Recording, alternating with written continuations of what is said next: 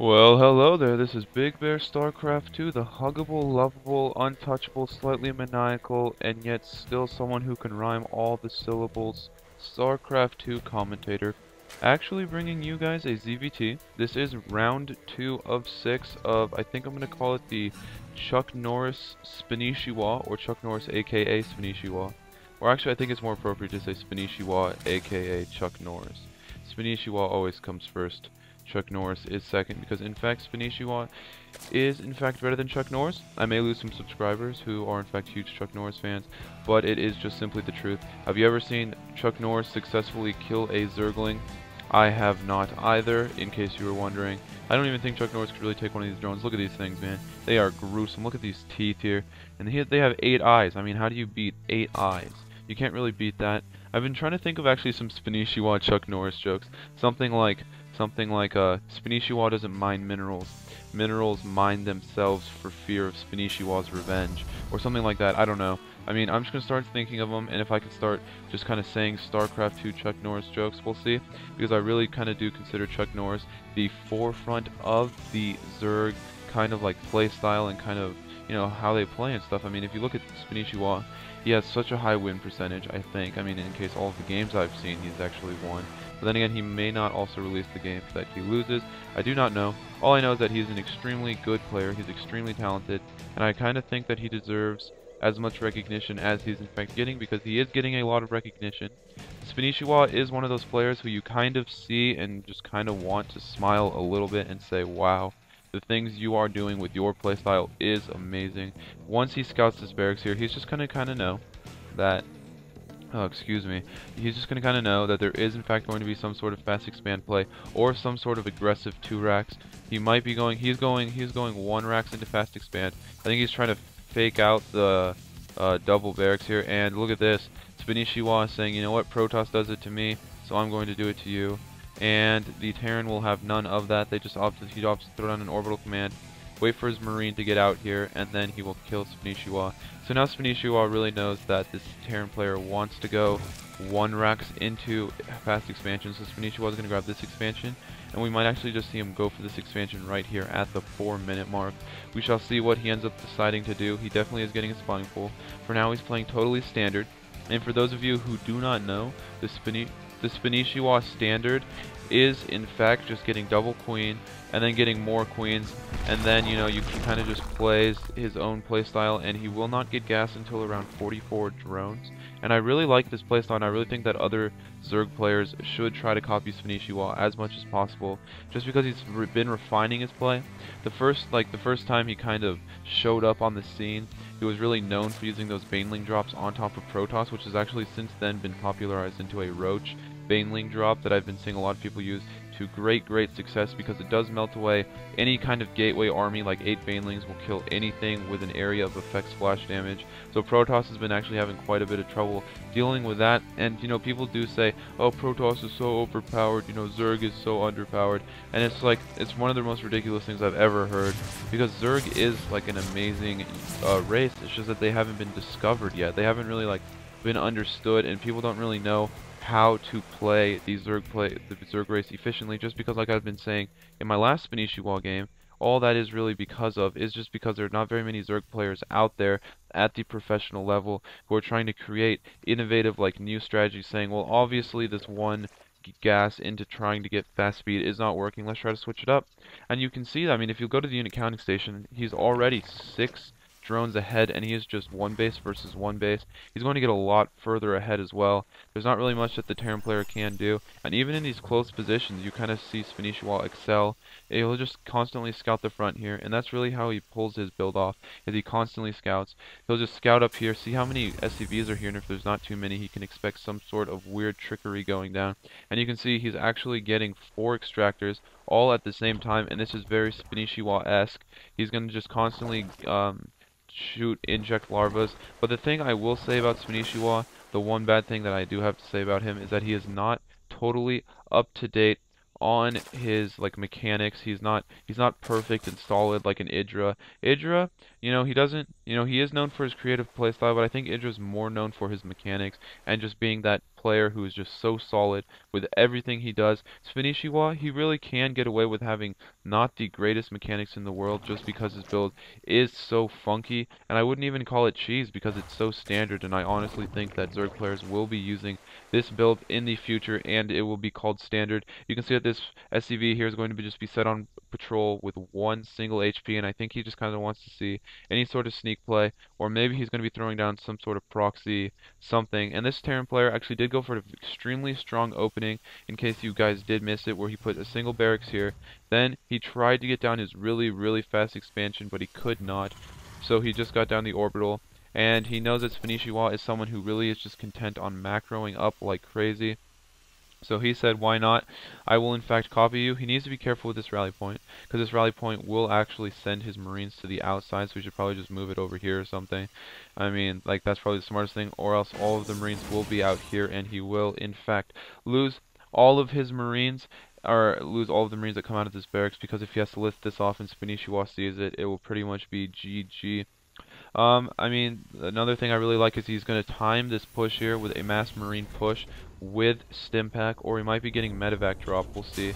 There is the reactor on the starport, and the nice thing about marines is that they do not cost any minerals whatsoever. They just cost minerals and gas. So if you do build medevacs out of there, you really are just kind of, I mean, if you build marines out of your barracks here, you're going to be saving up a lot of gas, and it really will allow you to get the medevacs out. He should really poop on this. He cannot for another 5 seconds. He's just scouting.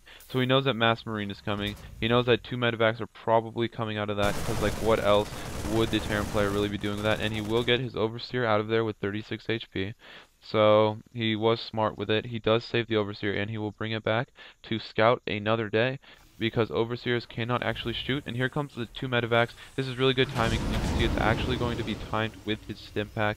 So these medevacs are going to be dropped just as Stimpack is finishing. And SpainishwaNorris just working down these rocks here. And I've seen SpainishwaNorris, he's a little bit timid because it's probably close positions.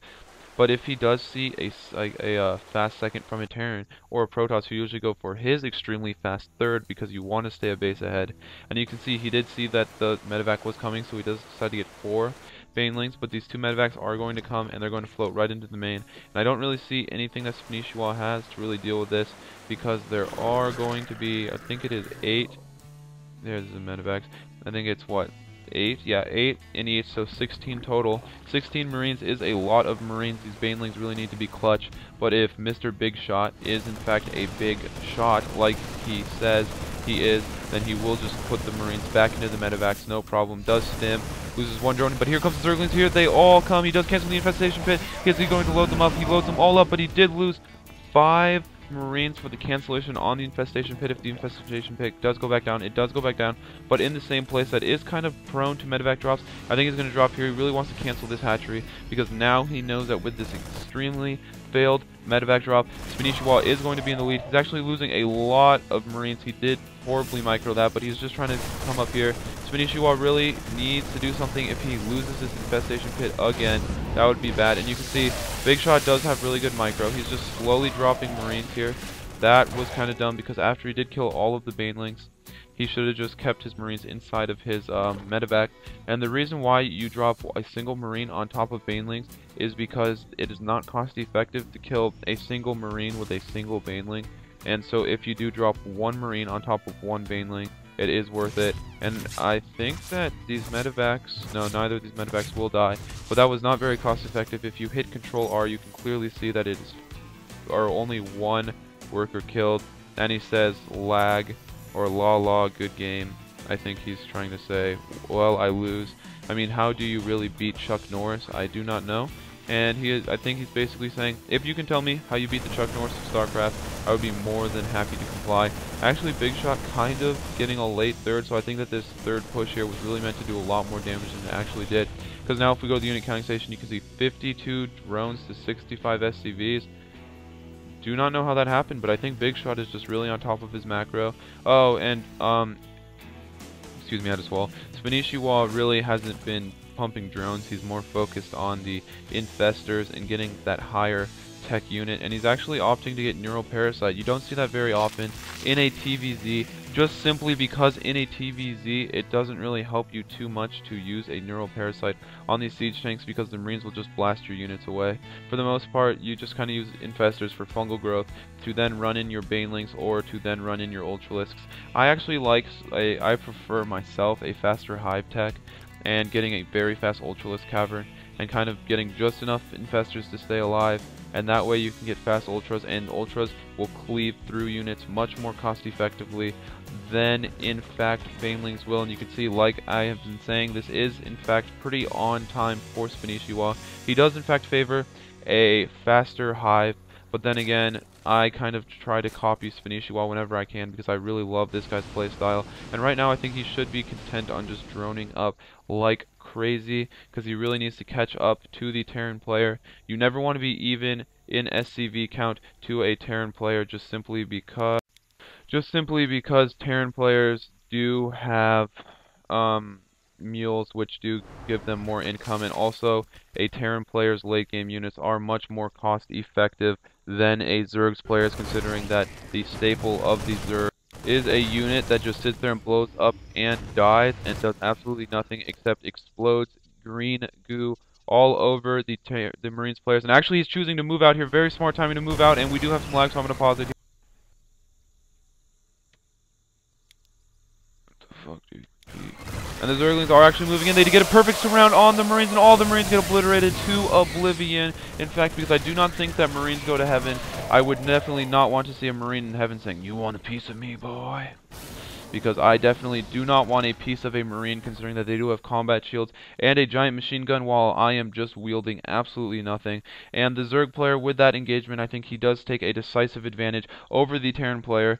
This lag is kind of ridiculous, but I am sorry. I think I'm going to send my computer in today. If it is lagging anymore, I will just pause it, and it is no big deal. But SpainishwaNorris is actually just going to opt to sit outside at the front of the base, and now he has the Terran player under wraps, so he can start taking 4th and 5th bases. And that's really what the Zerg player needs to do, is he needs to win a decisive engagement, and then he needs to start engaging, like especially against a Marine tank army where the Marines and the tanks are extremely slow, because the Marines can't really engage without the tanks. 2 fungal growths on these SCVs will kill all of them, and I think that is what he's going to do with these infestors. We shall see what he actually ends up deciding to do. This planetary fortress will go down because there's really no room. And there it is, like I said, you'll see one more fungal growth. Nope. Content on letting all of these units stay in the red. The Marines are coming down, but he's going to fungal growth all of the Marines. Beautiful fungal growth. And if he fungal growths one more time, all of these Marines will die, but I do not think that he considers it worth it, so he does decide to pull out with infestors, actually burrows them down. You saw some amazing infestor burrow play. Last game I did cast with SpainishwaNorris where he did unburrow his units and then kill him. He does waste a scan. He wants to see this, and he is pulling a lot of SCVs off the line. That was a very needed win for SpainishwaNorris to get him into the lead, because now he does have a slight worker advantage, and I don't really see SpainishwaNorris get more than that many units. He actually doesn't burrow his festers. All of the units are coming in. Fungal growth on the Marines. All the Marines are going to die, and he does have 3 ultralisks just sitting there left on the game, and there it is, GG. I think he is trying to say like the Korean players, because this is the StarCraft 2 Reddit Open, which is tournament play, which is why SpainishwaNorris is the yellow Zerg and not the red or blue Zerg. And I think he's trying to say, you know, the Korean players go JJ, because, you know, that's literally the funniest thing I've ever heard in my life. It makes me smile, and I don't know if they do it on purpose, like to add emphasis, or if they really do know that there is some American sitting at home watching the GSLs and laughing his butt off. I hope you guys enjoyed this cast. I certainly enjoy watching any sort of SpainishwaNorris game. He really does just have a dominant play style that probably makes a lot of people complain, saying, "Wow, I really do not want to play SpainishwaNorris," because this guy is amazing at his game. And you can see, even if this push here didn't work, he did have a fallback plan, which would have been the Greater Spire into Broodlord Ultra Miscs. I'm guessing with some infestors underneath. And I mean, this guy, he's just amazing. The Chuck Norris of StarCraft. And this is Big Bear StarCraft signing out. Hoping you guys enjoyed this cast, and I'm really hoping that you guys subscribe. Literally, all you have to do is hit the F5 button. And thank you for your guys' time. I hope you guys enjoyed it. Peace out.